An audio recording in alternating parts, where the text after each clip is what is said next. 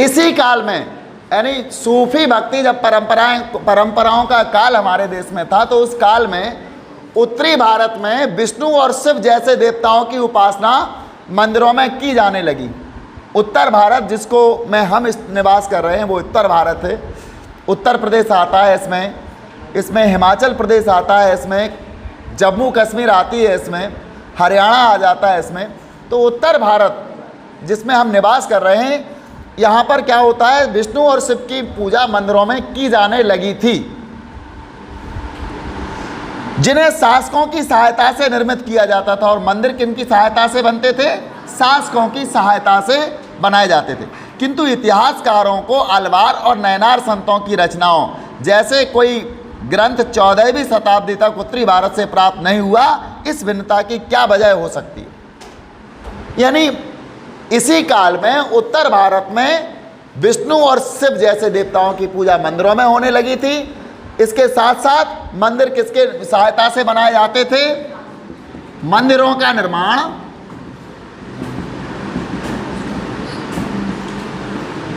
शासकों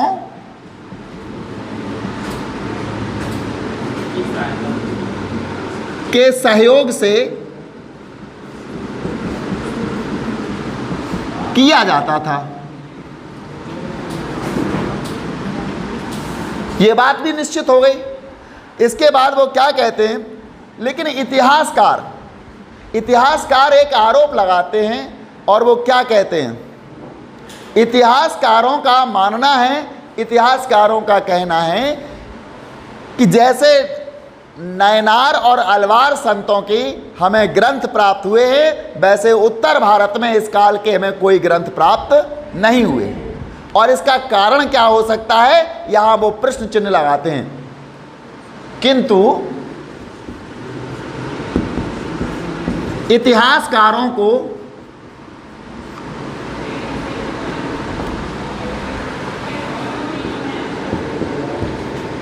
नैनार और अलवार संतों जैसे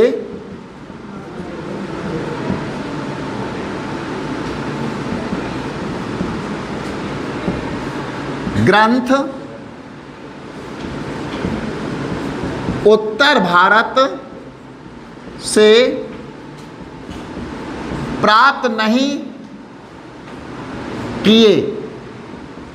इस पर उन्होंने प्रश्न चिन्ह लगाया, क्यों नहीं मिले, यानी इसकी क्या वजह थी। यानी 14वीं शताब्दी में नैनार और अलवारों के तो ग्रंथ मिल गए थे, वहाँ के बारे में रचनाएं थी, उनके वर्णन था, उनके देवी देवताओं का वर्णन था, लेकिन उत्तर भारत में ऐसा कोई ग्रंथ प्राप्त नहीं हुआ।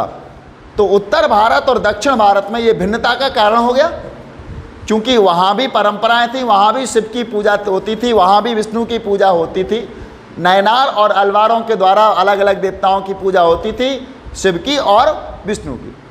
इसी प्रकार उत्तर भारत में भी शिव और विष्णु के भक्त प्राप्त हुए, मंदिर भी मिले हैं, और इन मंदिरों का निर्माण शासकों द्वारा किया जाता था। बस अंतर इतना है उत्तर भारत में और दक्षिण भारत में कि दक्षिण भारत में नैनार और अलवार संतों के ग्रंथ प्राप्त हुए हैं 14वीं शताब्दी के, किंतु उत्तर भारत में जो शिव भक्त और विष्णु भक्त थे, इनके कोई इस काल के ग्रंथ प्राप्त नहीं हुए हैं। और इस भिन्नता का कारण क्या है, इस पर इतिहासकारों ने बात करना चाहा है।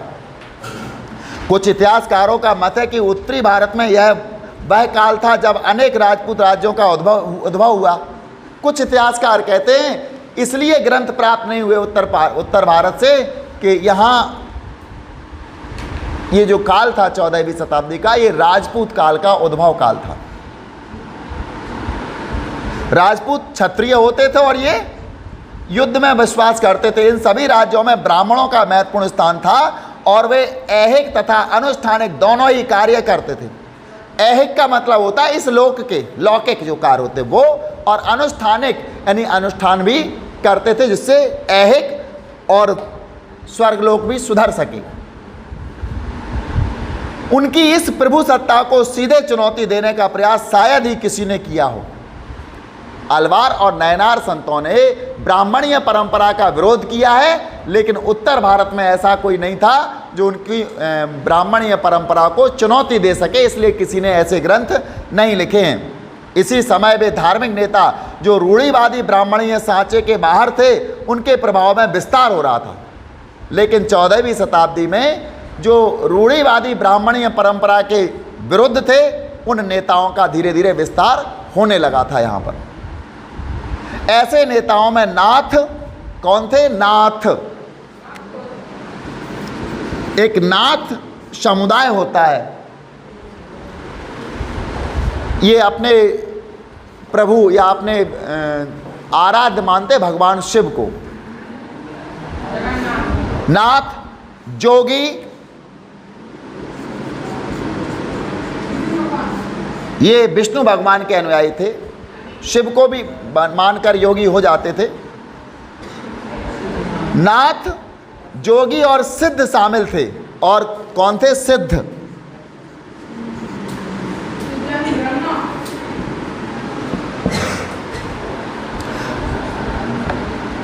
उनमें से बहुत से लोग शिल्पी समुदाय के थे, जिनमें जुलाहे शामिल थे। बहुत से लोग शिल्पी समुदाय के थे जो जुलाहे होते थे। जुलाहे का काम जानते हैं आप क्या होता है? कपड़ा बुनने का कार्य जो करते हैं उन्हें जुलाहा कहा जाता है। संयोजित दस्तकारी उत्पादन के विकास के साथ उनका महत्व बढ़ रहा था।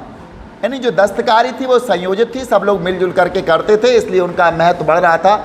नगरीय केंद्रों के विस्तार तथा मध्य व पश्चिमी एशिया के साथ व्यापार के प्रसार के साथ ही इन दस्तकारों की वस्तुओं की मांग बढ़ी। यानी नगरों का धीरे धीरे विस्तार हो रहा था, नगर भी बढ़ते जा रहे थे। पहले ग्रामीण हमारे यहाँ का क्षेत्र था, अब नगरों में परिवर्तित हो रहा था। तथा मध्य व पश्चिमी एशिया के व्यापार के साथ व्यापार होने लगा था, मध्य एशिया के साथ और पश्चिमी एशिया के साथ। मध्य एशिया में जिसमें रूसी गणराज्य आता था, मध्य एशिया के साथ व्यापार होने लगा था, पश्चिमी एशिया के साथ भी व्यापार हो रहा था। और इन दस्तकारों की वस्तुओं की मांग बढ़ रही थी। यानी हमारे देश के जो दस्तकार थे, जुलाहे थे, इनकी मांग विदेशों में बढ़ रही थी, इनकी वस्तुओं की मांग। अनेक नवीन धार्मिक नेताओं ने वेदों की सत्ता को चुनौती दी। कई धार्मिक नवीन नेता थे जिन्होंने वेदों की सत्ता को चुनौती दे दी, कह दिया वेदों में जो है वो सही नहीं है।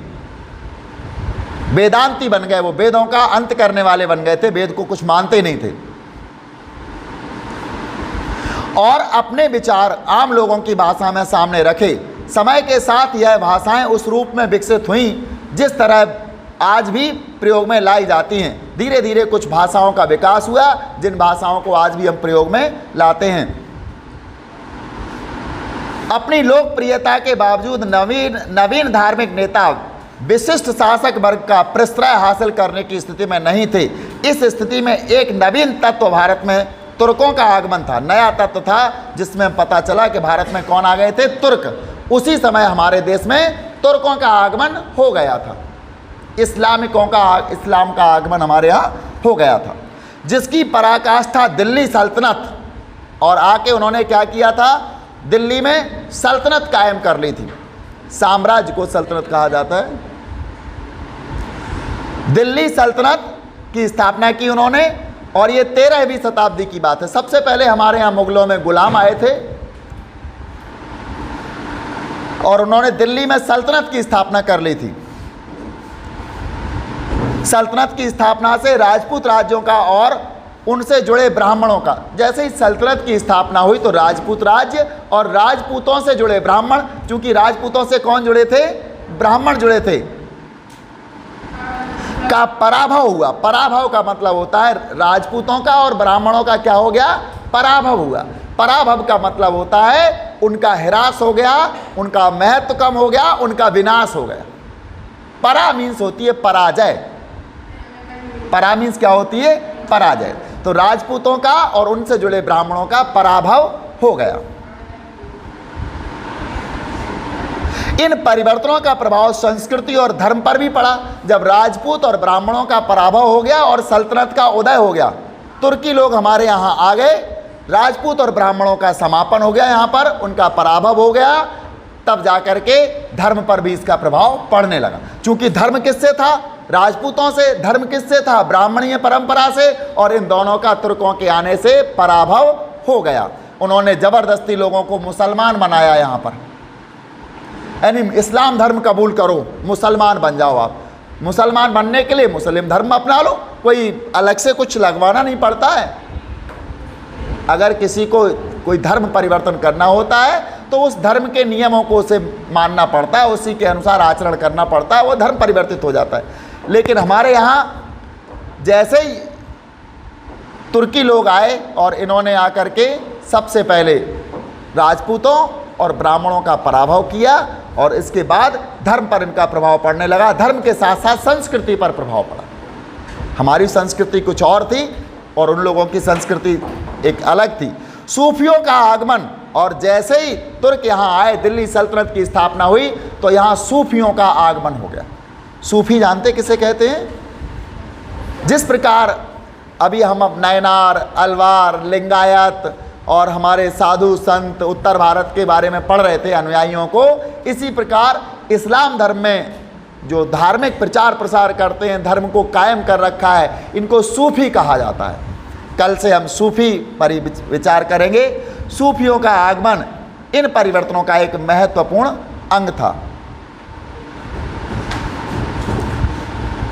आज के लिए बस इतना ही। नमस्कार।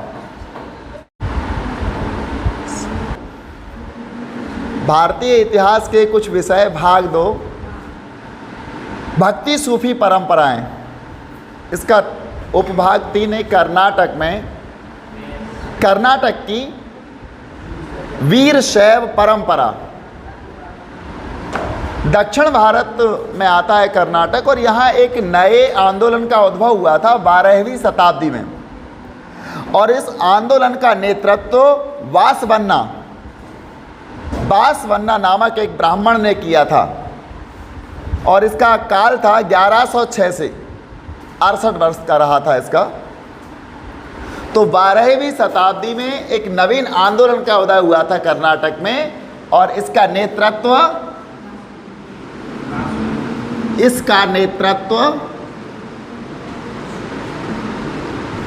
बासवन्ना नामक एक ब्राह्मण ने किया था।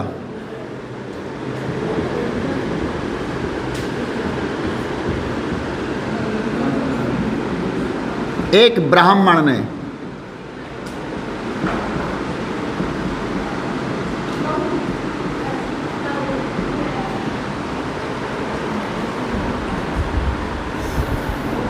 बासवन्ना कलाचुरी राजा के दरबार में मंत्री थे। किसके दरबार में थे ये? जो कलाचुरी राजा के दरबार में मंत्री थे। यानी मंत्री होते हुए राज दरबार में राजकाज संभालते हुए इन्होंने एक धार्मिक आंदोलन का नेतृत्व किया था।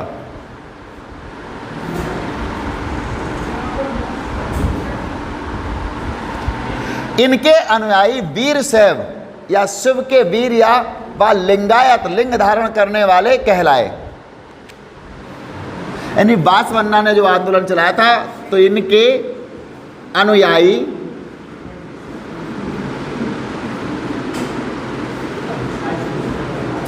वीर शैव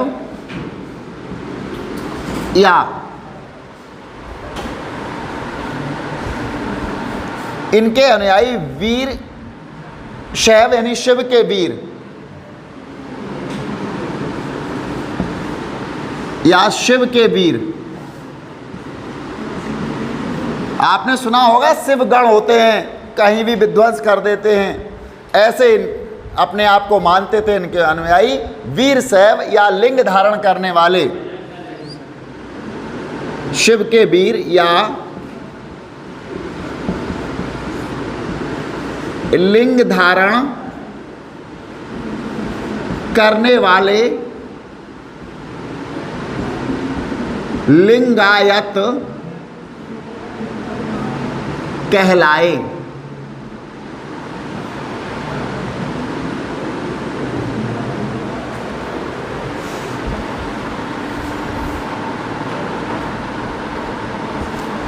आज भी लिंगायत समुदाय का इस क्षेत्र में महत्व है। शिव की आराधना लिंग के रूप में करते हैं। इस समुदाय के पुरुष वाम स्कंध पर चांदी के एक पिटारे में एक लघु लिंग को धारण करते हैं। यानी आज भी इस कर्नाटक क्षेत्र में भगवान शिव के अनुयायी हैं और इन्होंने एक अपना समुदाय बना लिया था। इसका नाम पड़ गया था लिंगायत। आपने अभी भी नाम सुना हो लिंगा या लिंगम, ऐसे नाम कर्नाटक के लोगों के ज़्यादातर होते हैं ना। तो ये क्या है?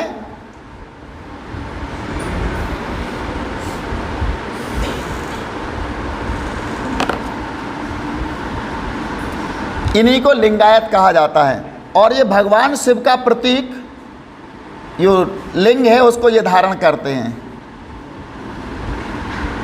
भगवान शिव का जो प्रतीक चिन्ह है लिंग, उसको धारण करते हैं, शिवलिंग जिसको हम कहते हैं।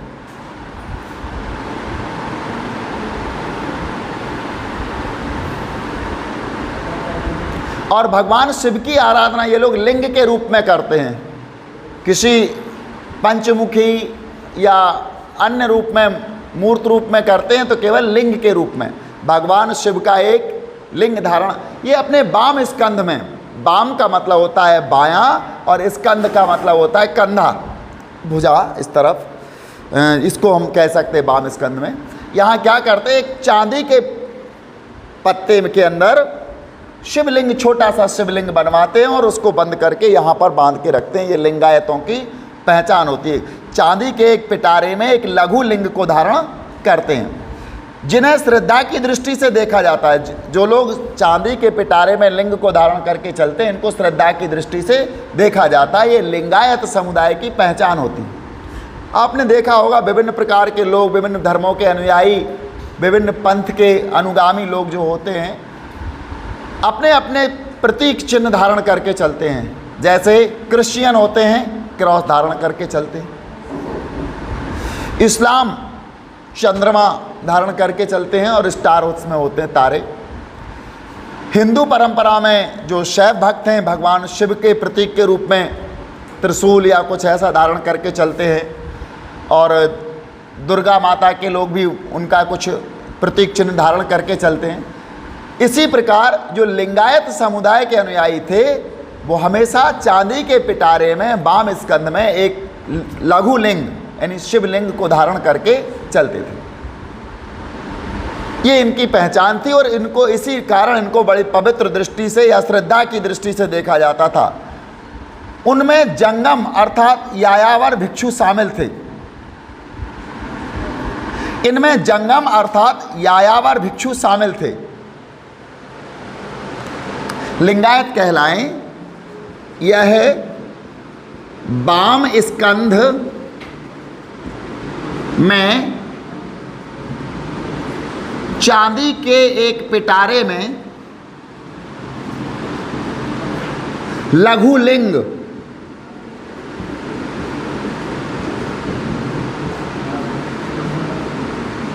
धारण करते थे। इन्हें श्रद्धा की दृष्टि से देखा जाता था।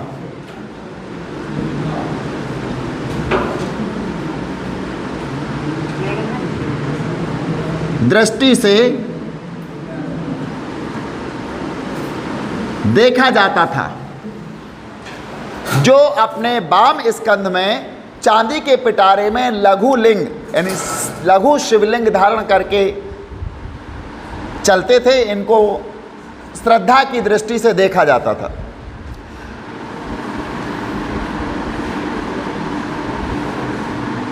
उनमें जंगम अर्थात यायावर भिक्षु शामिल हैं, यानी उनमें जंगम अर्थात यायावर भिक्षु शामिल हैं। ये भी लिंगायत समुदाय के ही हैं। यायावर भिक्षु ये भी अपने वाम स्कंद में चांदी के पिटारे में एक शिवलिंग को धारण किए रहते थे। लिंगायतों का विश्वास है कि मृत्योपरांत भक्त शिव में लीन हो जाएंगे। जो लिंगायत समुदाय के अनुयायी हैं, इनका क्या मानना है कि मृत्यु के पश्चात हम कहाँ पहुँच जाएंगे? शिवलिंग में समा जाएंगे हम लोग। इस संसार में पुनः नहीं लौटेंगे और हम फिर दोबारा इस संसार में नहीं लौटेंगे, क्योंकि यह संसार दुखों से भरा है। लोग कहते हैं 7 जन्म तक।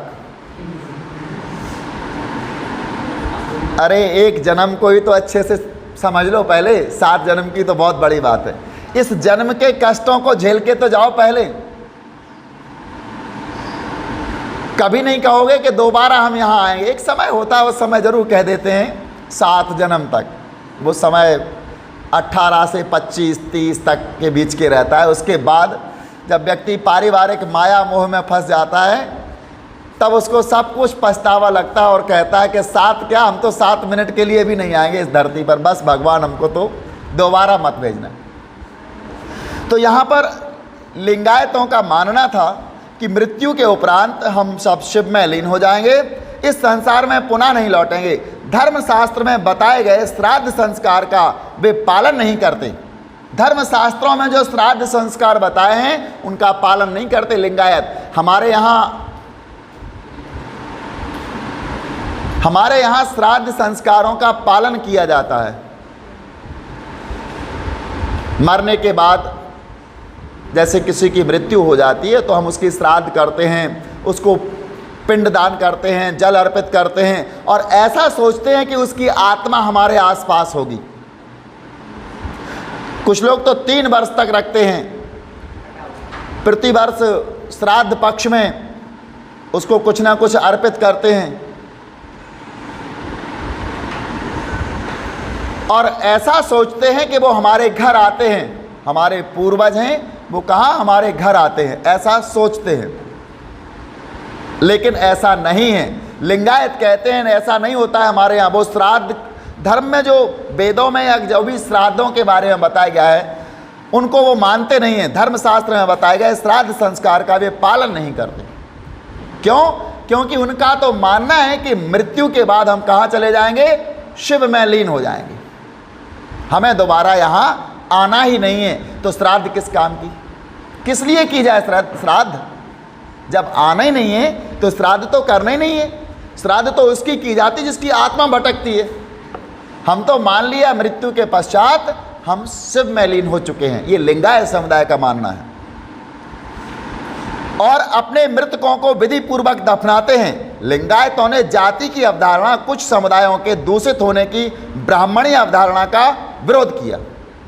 लिंगायत समुदाय के जो अनुयायी हैं इन लोगों ने जातीय अवधारणा को दूषित माना है। कहते हैं ब्राह्मणीय परंपरा के अनुसार इसको ब्राह्मणों ने जातीय परंपरा को दूषित कर दिया है, ऊंच नीच का भेद पैदा कर दिया है, इसलिए वो इसको दूषित मानते हैं।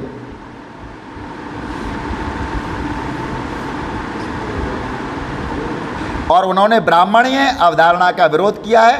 पुनर्जन्म के सिद्धांत पर भी उन्होंने प्रश्नवाचक चिन्ह लगाया। लिंगायतों ने पुनर्जन्म के सिद्धांत पर प्रश्नवाचक चिन्ह लगाया। तो ये लिंगायत के बारे में हम यहाँ आपको बता दें, ये क्या क्या नहीं करते हैं और क्या क्या करते हैं। एक तो लिंग धारण करते हैं, भगवान शिव के अनुयायी हैं और इनका मानना है कि मरने के बाद, मृत्यु के बाद पश्चात वे शिव में लीन हो जाएंगे।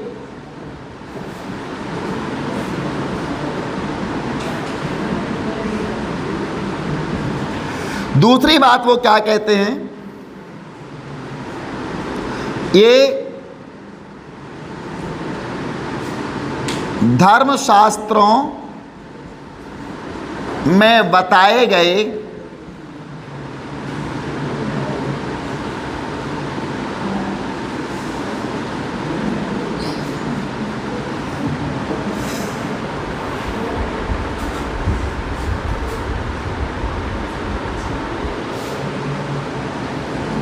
धर्मशास्त्रों में बताए गए श्राद्ध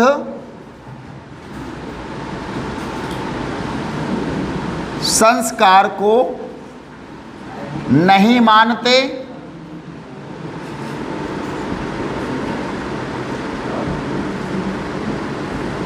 ब्राह्मणीय अवधारणा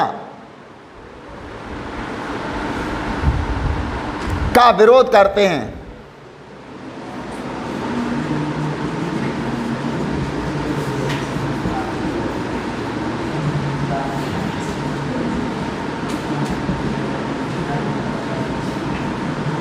हम लिंगायत समुदाय की विशेषताएं लिख रहे हैं यहाँ पर। ब्राह्मणीय अवधारणा का ये विरोध करते हैं और पुनर्जन्म के सिद्धांत पर भी उन्होंने प्रश्नवाचक चिन्ह लगाया है।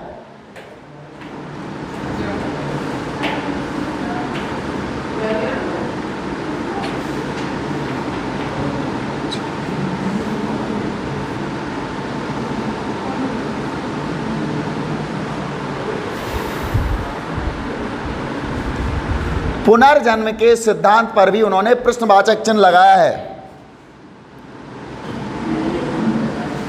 लोग मानते हैं कि पुनर्जन्म होता है, लेकिन इस पर उन्होंने प्रश्न चिन्ह लगाया है।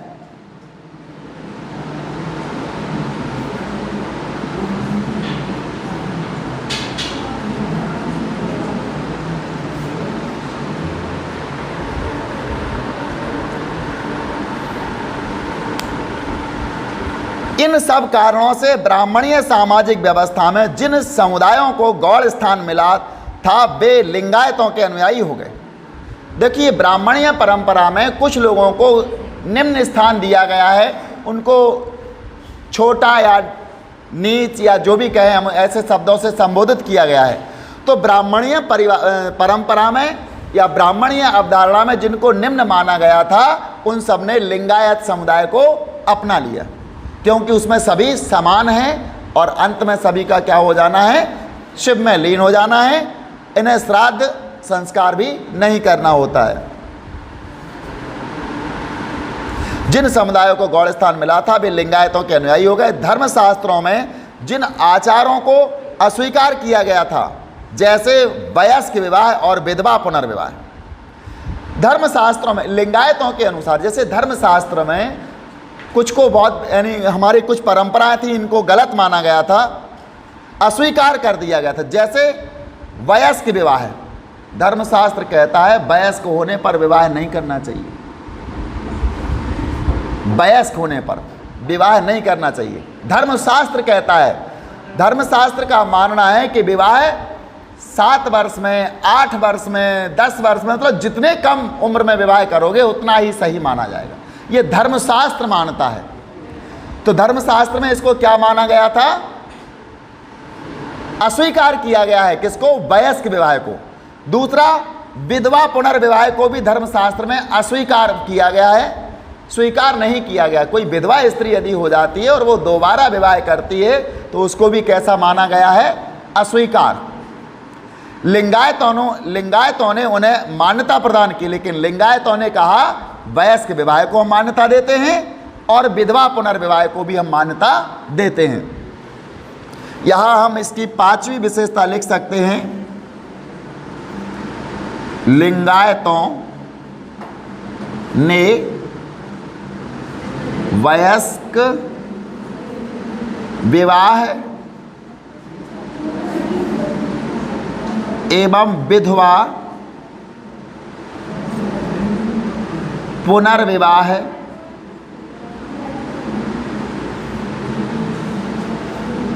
को मान्यता दी है।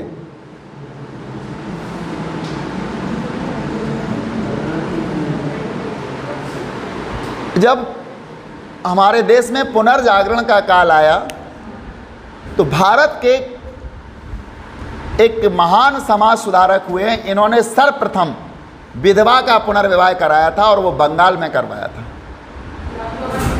ईश्वर चंद्र विद्यासागर ने सर्वप्रथम एक विधवा स्त्री का फिर से विवाह करवाया था बंगाल में। तो विधवा पुनर्विवाह को और वयस्क विवाह को लिंगायतों ने मान्यता दी। धर्मशास्त्र के अनुसार या ब्राह्मणीय परंपरा के अनुसार विधवाओं का विवाह स्वीकार नहीं किया जाता था और वयस्क विवाह भी स्वीकार नहीं किए जाते थे। अधिक उम्र के लोगों के विवाह स्वीकार नहीं किए जाते थे। सही विवाह तो माना जाता था 8 वर्ष, 10 वर्ष, मैक्सिमम 12 ईयर्स, 12 वर्ष से ज़्यादा विवाह नहीं होना चाहिए। ऐसा था। विवाह कर लो, उसके बाद जो गौना होता था वो आप कभी भी कर लो, उसकी कोई सीमा नहीं थी। जैसे विवाह हो जाए, गौना 10 साल बाद कर लो, 15 साल बाद कर लो, कोई समस्या नहीं, लेकिन विवाह समय पर होना चाहिए, ऐसा उनका मानना था।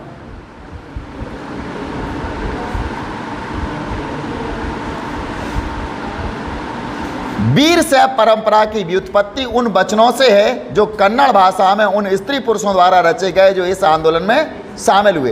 यानी वीर शैव परंपरा उन वचनों से है जो कन्नड़ साहित्य के साहित्यकारों ने इनकी रचना की है। नए धार्मिक विश्वास मध्यवर्ती शताब्दियों में दो मुख्य विकास देखने में आए। एक ओर तो तमिल भक्तों, खास तौर से वैष्णव के विचारों को संस्कृत परंपरा में समाहित कर लिया गया, जिसका परिणाम सर्वाधिक प्रसिद्ध पुराणों में से एक भागवत पुराण, आपने नाम सुना होगा भागवत पुराण का, भागवत पुराण की रचना थी। दूसरे 13वीं शताब्दी में भक्ति परंपरा का विकास महाराष्ट्र में हुआ था। यहाँ एक स्रोत है अनुष्ठान और यथार्थ संसार। यह बासवन्ना द्वारा रचित एक वचन है।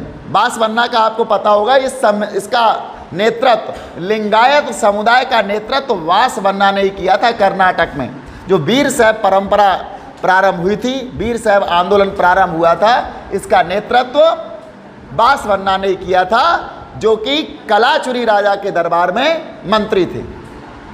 और बासवन्ना का यहाँ एक उनके द्वारा रचित एक वचन दिया गया है यहाँ पे, जब वे एक पत्थर से बने सर्प को देखते हैं तो उस पर दूध चढ़ाते हैं। जब वे पत्थर से बने एक सर्प को देखते हैं तो उस पर दूध चढ़ाते हैं। यदि असली सांप आ जाए तो कहते हैं मारो मारो, कहते हैं मारो मारो।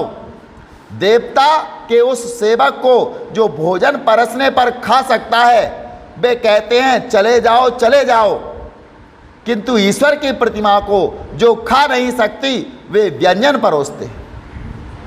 बासवन्ना ने लिखा है। यानी अगर पत्थर का आपको नाग कहीं बना मिल जाता है तो हम उस पर दूध चढ़ाते हैं, पुष्प चढ़ाते हैं, पूजा करते हैं, प्रणाम करते हैं, लेकिन असली सांप यदि सामने आ जाए तो कहते हैं मारो मारो। इसी प्रकार भगवान के सेवक जो उनकी उत्पत्ति है, हम और आप सभी जो गरीब लोग हैं, भूखे लोग हैं, एक भूखा व्यक्ति हो वो भगवान का नाम तो लेता ही होगा, उस व्यक्ति को से हम कहते हैं चले जाओ, भोजन नहीं देते अगर वो भोजन मांगता है। लेकिन पत्थर की प्रतिमा बनी हो भगवान की तो उस पर हम बहुत सारे व्यंजन अर्पित करते हैं। ऐसा बासवन्ना जी ने कहा है, किंतु ईश्वर की प्रतिमा को जो खा नहीं सकती वे व्यंजन परोसते हैं।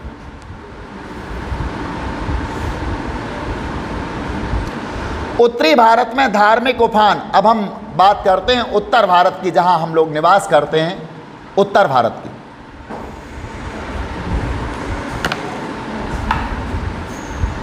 उत्तर भारत में